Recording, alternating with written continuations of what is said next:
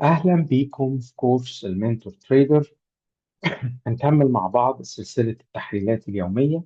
النهاردة 16/1/2026. زي ما حضراتكم عارفين احنا التحليلات بتاعتنا للمضاربات السريعة، بيع وشراء سريعا، صفقات فوركس، بنحلل الذهب، بنحلل عملات الفوركس، وبنحلل المؤشرات العالمية. خلينا نبدأ على طول بالذهب.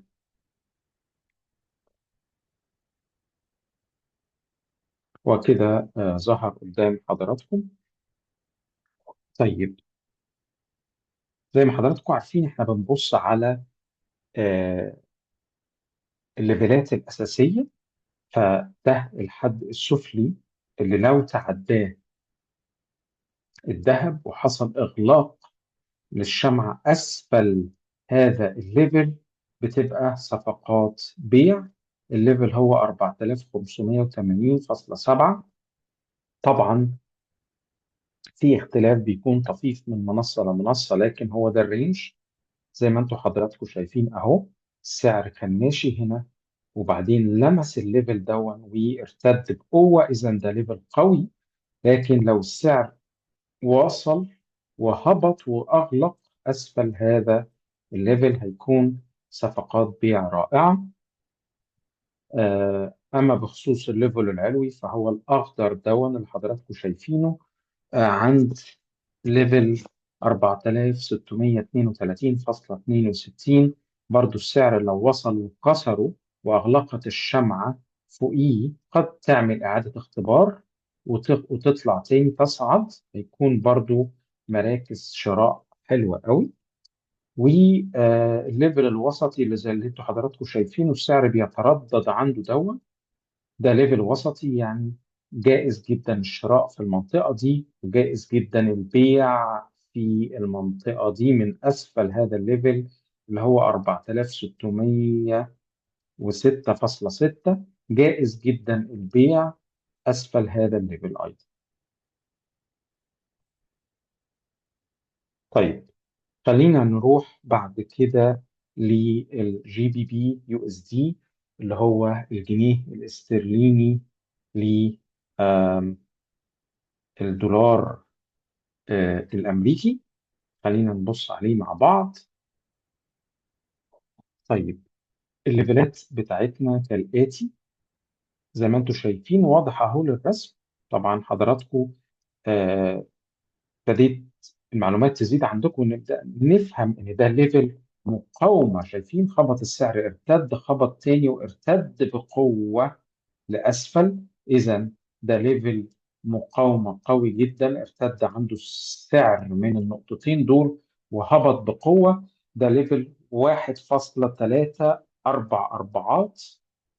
طبعا تاني لو السعر صعد وكسر الليفل ده قد يعمل إعادة اختبار عليه وبعدين يرجع ينطلق تاني. هنا بنقول أعلى هذا الليفل هو فرص شراء، فرص شراء. طيب، زي ما انتم شايفين كده هبط وارتد هبوطا. خبط في ليفل قوي هنا هو ليفل دعم، خبط فيه السعر وابتدى يرتد صعودا تاني. لو رجع السعر وكسر هذا الليفل هبوطا قد يعمل إعادة اختبار ثم يرتد تاني هبوطا. فأسفل هذا الليفل اللي هو 1.336 هو صفقات بيع، صفقات بيع. خلينا نروح للعملة اللي بعد كده. هنروح للجي بي بي جي بي واي اللي هو الجنيه الاسترليني للين الياباني. زي ما حضراتكم شايفين هنا برضو الليفل القوي ده ليفل ايه؟ ها، مقاومة للسعر، خبط وارتد هبوطا اللي هو 213.3. عند كسر هذا الليفل وإعادة الاختبار دي منطقة شراء رائعة.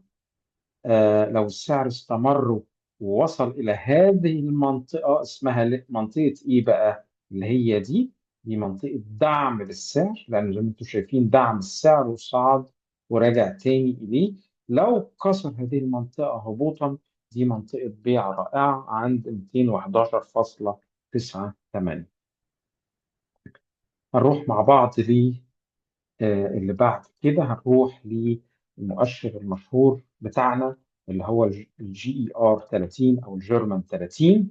زي ما حضراتكم عارفين ده اعلى 30 شركة في السوق الالماني. نفس الفكرة اهو، واضحة اهي. اعتقد الدنيا بدأت تبقى واضحة قدام حضراتكم. الليفل ده بيسمى ليفل ايه؟ مقاومة للسعر، لأن السعر بيطلع يخبط فيه يرتد هبوطا، ويطلع يخبط فيه ويرتد هبوطا. فخليني أغير اللون كده بالأصفر. فلو السعر كسر هذا الليفل صعودا، قد يعمل إعادة اختبار ويطلع تاني بقوة. ده ليفل شراء رائع. لو السعر كمل زي ما هو عامل كده وكسر هذا الليفل هبوطا، هيعمل إعادة اختبار في الأغلب ويستمر هبوطا، أو ما يعملش إعادة اختبار. فدي منطقة بيع رائعة، دي عند ال 25259. ده الحد السفلي. والحد العلوي اللي قلنا فوقيه شراء هو من 25414.8. ده حد الشراء. وزي ما احنا عارفين في الوسط هو الجزء العلوي منه ممكن يبقى حسب تحرك السعري، يعني شراء أو بيع. قد تختلف حسب التحرك السعري. تمام. نروح للعملة اللي بعد كده. هنروح ل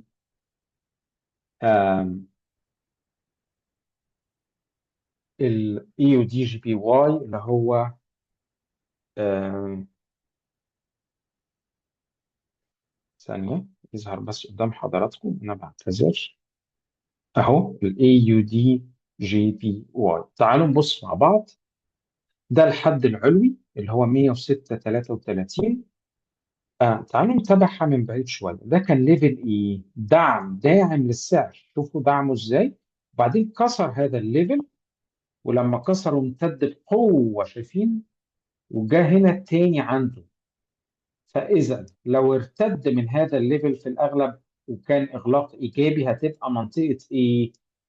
هتبقى منطقة بيع في المنطقة دي. طب لو كسروا هيبقى منطقة شراء، قد يختبرها السعر ويمتد شراء عند ال 106.33. طيب، بالنسبة للحد السفلي اللي هو ال 105.66، برضو ده ليفل ايه؟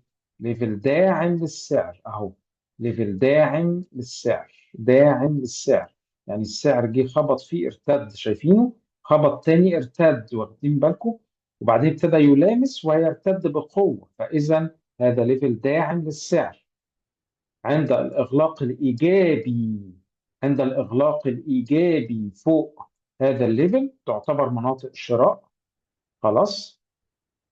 لكن عند كسر هذا الليفل هبوطا السعر يهبط، فإذا دي منطقة بيع.